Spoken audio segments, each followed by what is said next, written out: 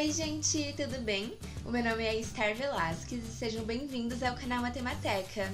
No vídeo de hoje a gente vai continuar aqui no curso de Álgebra Linear e a gente vai falar sobre transformações lineares, tá bom?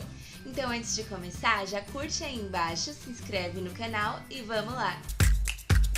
Gente, então para a gente começar a falar sobre transformações lineares, vamos fazer uma analogia com algo que a gente já viu bastante lá atrás em cálculo, que são as funções. Então, como que se comportava uma função lá em cálculo? A gente tinha um domínio, que é onde ficavam os valores de x, e a gente tinha um contradomínio, que é onde ficavam os valores de y.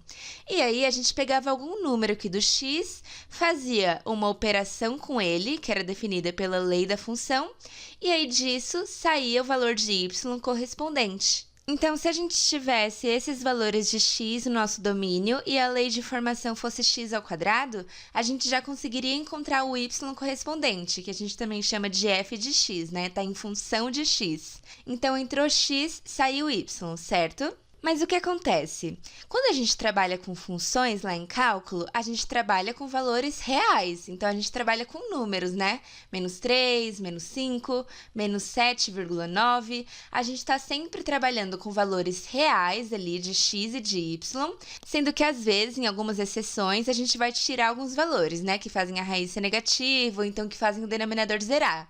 Mas o que importa é que são sempre números reais ali. Então, nunca aconteceu lá em cálculo de eu falar, nossa, vamos criar um gráfico de uma função que é um vetor. Então, é 1, 2 e o y vai ser 4, 5. Nunca aconteceu isso, e muito menos de eu falar, vamos criar uma função onde o domínio é uma matriz 2 por 2. Também nunca aconteceu, certo? Mas aqui na álgebra linear vai acontecer. A gente vai construir funções onde os nossos elementos são vetores, matrizes, polinômios. Então, vamos ver como que vai ser isso. Então, gente, uma transformação linear aqui na álgebra linear, ela vai se comportar exatamente como uma função. Só que a diferença é que o domínio e o contradomínio na transformação linear não vão ser sempre os reais para os reais. Então, a gente não vai pegar só apenas os números reais. A gente também pode pegar vetores, matrizes. Então, a gente vai falar que o domínio e o contradomínio vão ser espaços vetoriais. Então, lembra lá de espaços vetoriais? A gente tem uma caixinha com vários vetores dentro, vários elementos aqui fazendo as operações deles. Quando a gente está trabalhando com transformações lineares, os nossos elementos x vão ser elementos de um espaço vetorial e eles vão virar elementos de outro espaço vetorial, ou então desse mesmo aqui. Então, gente, só para deixar claro, quando a gente trabalhava com funções lá em cálculo, a gente pegava valores de x, aplicava na lei da função e encontrava o y.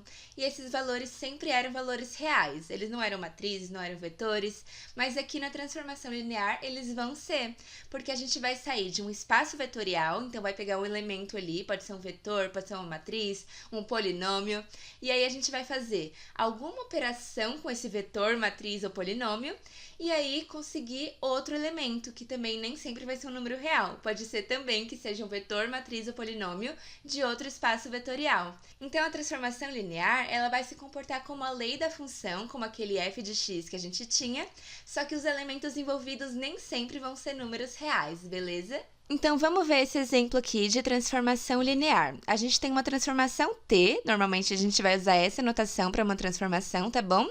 Que é a transformação de um vetor xy. E quem vai ser o resultado dessa transformação? Então, a gente pega aqui, transforma, o que vai acontecer? Bom, o resultado vai ser 2 vezes a primeira coordenada, que é o x, e a segunda coordenada vai continuar igual. Então, gente, isso aqui é uma transformação que está saindo do R2, porque é o vetor do R2 isso aqui, né? Tem 2 elementos. E a saída disso aqui, o resultado dessa transformação, também vai ser um vetor de R2. Então, a gente pode expressar isso assim, ó, t, que vai de R2 para R2. Lembra que nas funções a gente podia expressar assim? O f vai de R para R? Então, gente, aqui ele pede para a gente encontrar a transformação quando o nosso vetor é 1, 2. Então, a gente tem aqui a transformação xy, e aí veio o vetor 1, 2 e resolveu entrar nessa transformação. O que vai acontecer com ele ali dentro? Qual a operação que ele vai passar e qual vai ser o vetor que vai sair a partir disso? Bom, como a gente sabe, essa transformação é definida por 2 vezes a primeira coordenada e a segunda continua igual. Então, se a gente fizer a transformação de 1, 2, a nossa saída, o resultado disso aqui vai ser 2 vezes a primeira coordenada e a segunda coordenada continua igual. Então, vai ser o vetor 2, 2. Ou seja, se a gente aplicar essa transformação linear no espaço R2, o vetor 1, 2 vai se transformar em 2, 2. Agora, vamos ver essa transformação aqui, onde a gente está saindo de um vetor de 2 elementos, então a gente está saindo de R2, e a gente está indo para um vetor que tem 3 coordenadas, né? Então, a gente está indo para R3. Então, a gente pode falar que isso é uma transformação de R2 para R3. A gente está saindo de 2 dimensões para 3 dimensões. Então, gente, por mais estranho que pareça, pode perfeitamente acontecer de a gente sair de 2 dimensões para ir para 3, de a gente sair de vetores e ir para matrizes. Então, isso acontece nas transformações lineares, tá bom? A gente pode pegar um vetor de 2 elementos aqui e transformar em um vetor de 3 elementos. Então, vamos ver como que fica. Assim como no caso anterior, a gente também quer encontrar a transformação do vetor 1, 2. Então, o que a gente sabe sobre a nossa transformação? Ela vai virar um vetor de 3 coordenadas, sendo que a primeira coordenada é 2 vezes essa primeira, a segunda é a subtração das duas e a terceira é a primeira. Então, a gente vai aplicar isso no vetor 1, 2. O resultado dessa transformação vai ser 2 vezes a primeira coordenada, a subtração das duas coordenadas e a primeira coordenada aqui de novo, que vale 1. Portanto, quando a gente aplica a transformação no vetor 1, 2, a gente vai ter 2 menos 1 e 1. Então, a gente tirou um vetor do R2, aplicando uma transformação linear nele, e ele foi para o R3, gente. Pense literalmente em uma transformação, que você pegou uma varinha ali, fez uma transformação no seu vetor para ele ir para outro espaço vetorial em outro formato. Então, agora vamos ver uma transformação linear mais diferentona. A gente está saindo do espaço vetorial, composto pelos polinômios de grau 2, e a gente está indo para um espaço vetorial onde a gente tem matrizes 2 por 2. Então, aqui a gente quer encontrar qual vai ser o resultado dessa transformação que foi dada se a entrada disso for x² menos 3x mais 4. Então, se a gente pegar para transformar esse polinômio de segundo grau. Bom, gente, primeiro vamos determinar os coeficientes desse polinômio. O coeficiente a é o que multiplica o x², certo? Então, a é igual a 1. O coeficiente b multiplica x, então b é igual a menos 3. E o coeficiente c é o termo independente, então c é igual a 4. Então, aqui na primeira linha, primeira coluna, a gente tem a mais c, então 1 mais 4. Na segunda coluna, primeira linha, é o b, então, menos 3. Aqui sempre vai ser 0, e essa coordenada é 2 vezes c, então 2 vezes 4. Então, o resultado disso aqui vai ser 5 menos 3, 0, 8. A gente fez uma transformação no nosso polinômio e caímos em uma matriz 2 por 2. Então, a gente está saindo do espaço vetorial P2 e indo para o espaço vetorial M 2 por 2. É como se esse fosse o nosso domínio e esse aqui o nosso contradomínio, certo? Então, gente, a gente viu que a transformação linear vai fazer alguma operação ali no elemento que a gente tem para transformar em outro elemento. Só que será que qualquer operação que eu fizer ali sempre vai ser uma transformação linear? Não, gente, sempre que a gente for trabalhar com transformações lineares, a gente vai ter requisitos ali para que a gente realmente possa considerar como uma transformação linear, tá bom? Então, ela tem que cumprir os requisitos de espaços vetoriais, a gente sabe que espaços vetoriais têm requisitos, e ela tem que ser linear, necessariamente. Lá em funções, nem sempre nossas funções eram lineares, né? Mas aqui na álgebra linear, a gente só vai trabalhar com transformações que cumprem determinados requisitos. Vamos ver quais são eles. Então, gente, dados dois espaços vetoriais, V e W, que são nosso domínio e nosso contradomínio da transformação. uma função denominada t, que sai de v e vai para w, vai ser uma transformação linear se ela cumprir com esses dois requisitos. O primeiro é que a transformação da soma de dois elementos tem que ser a soma das transformações. Então, se eu tiver um vetor 1, 2 e outro vetor que é 3, 4. A transformação da soma desses vetores, ou seja, se primeiro eu somar para depois transformar, tem que ser igual à transformação quando eu faço primeiro a transformação e depois somo elas. Ou seja, se a gente primeiro somar e depois transformar, tem que dar o mesmo resultado de primeiro transformar e depois somar. Se isso acontecer, vai cumprir o primeiro requisito para ser transformação linear. O segundo requisito é que a transformação de uma constante vezes o elemento tem que ser igual à constante multiplicando a transformação do elemento. Então, aqui nesse caso, lambda é um número pertencente aos reais, né?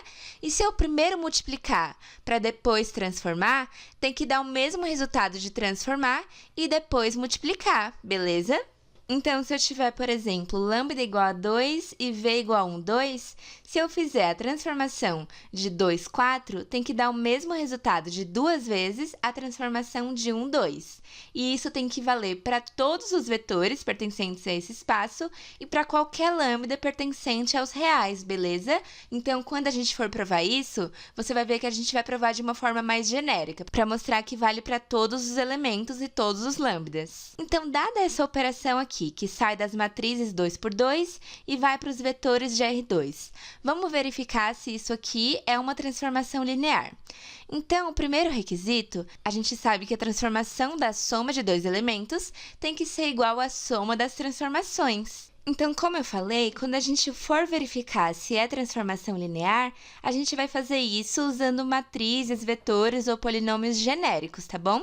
Então, aqui eu peguei duas matrizes genéricas pertencentes às matrizes 2 por 2, e aí a gente vai provar a partir delas se isso aqui é uma transformação linear ou não. Então, vamos encontrar a transformação da soma dessas matrizes primeiro. Então, aqui nesse caso, a gente quer primeiro somar as matrizes para depois fazer a transformação. Então, a gente vai fazer a transformação, vamos começar somando as matrizes, né? Agora que a gente somou as matrizes, a gente pode fazer a transformação seguindo isso aqui. Então, a transformação dessa matriz vai resultar em um vetor de R2, que vai ser A mais D, então esse mais esse. No caso, a gente vai fazer X mais H mais W mais K. E a segunda coordenada vai ser 3 vezes B mais C. Então, 3 vezes esse mais esse. Então, vai ficar 3 vezes Y mais I, mais esse aqui, que é Z mais J. Então, nosso vetor vai ficar dessa forma, se primeiro a gente somar e depois transformar. Agora, vamos fazer o contrário. Vamos primeiro transformar, então fazer a de M1, fazer a de M2 e só depois somar as duas, para ver se vai dar a mesma coisa. Então, a transformação de M1, como que vai ficar? Bom, como a gente sabe, vai ser um vetor em R2, onde a primeira coordenada vai ser esse mais esse, então, no caso de M1, X mais W, e a segunda coordenada vai ser 3 vezes esse mais esse, então 3 vezes Y mais Z. Então, a gente já encontrou a transformação correspondente ao M1. Agora, vamos para o M2. A primeira coordenada vai ser esse mais esse, então H mais K, e a segunda coordenada, 3 vezes esse mais esse, então 3I mais J. Agora que a gente já fez as transformações de cada uma das matrizes, a gente pode somar os dois vetores que a gente encontrou, né? Então, somar os vetores em R2. Na primeira coordenada, a gente vai ter X mais W mais H mais K. Então, aqui só soma de vetores, tá bom, gente? Primeira coordenada com primeira coordenada. E a segunda com a segunda, a gente vai ter 3Y mais 3I mais Z mais J. E olha só que belezinha, gente. A gente encontrou exatamente a mesma coisa quando a gente fez a transformação das duas formas. Então, quando a gente primeiro somou as matrizes para depois transformar, a gente encontrou isso aqui. E quando a gente primeiro transformou para depois somar, a gente encontrou a mesma coisa. Lembrando que aqui, se a gente fizer o chuveirinho, a gente encontra exatamente isso, né? Então, gente, utilizando matrizes genéricas, a gente conseguiu provar que a soma das transformações é a transformação das somas, beleza? Então, agora vamos provar o segundo requisito para que essa transformação T realmente seja uma transformação linear. Então, vamos continuar usando uma matriz genérica M1, que é a mesma que a gente usou para o caso anterior. E aí, a gente vai fazer a transformação de uma constante que eu vou chamar de alfa vezes M1. Então, aqui a gente vai primeiro multiplicar pela constante para depois fazer a transformação de acordo com o que está aqui. Então, lembrando que quando a gente multiplica uma matriz por uma constante, é só multiplicar cada um dos termos, né?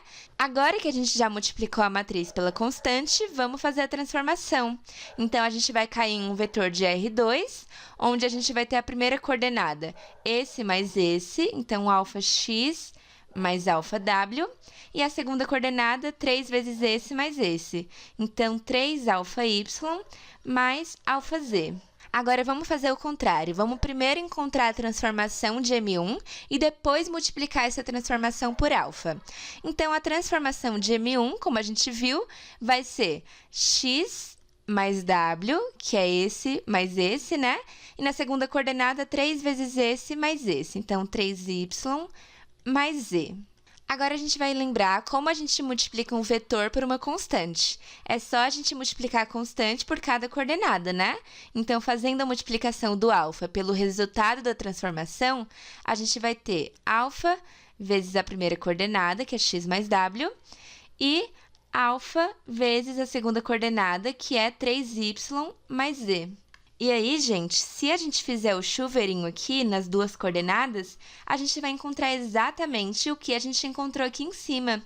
Então, a transformação da constante vezes o elemento é igualzinho a constante vezes a transformação do elemento. Portanto, essa transformação T realmente é uma transformação linear. Ela cumpre com os nossos dois requisitos. Gente, então foi isso no vídeo de hoje. Nas próximas aulas a gente vai se aprofundar mais no conceito de transformação linear, tá bom? Eu espero que vocês tenham gostado. Não esquece de curtir, se inscreve no canal, compartilha com seus amigos e segue o canal Matemateca lá no Instagram pra ficar por dentro de tudo. Então a gente se vê no próximo vídeo, gente. Beijo!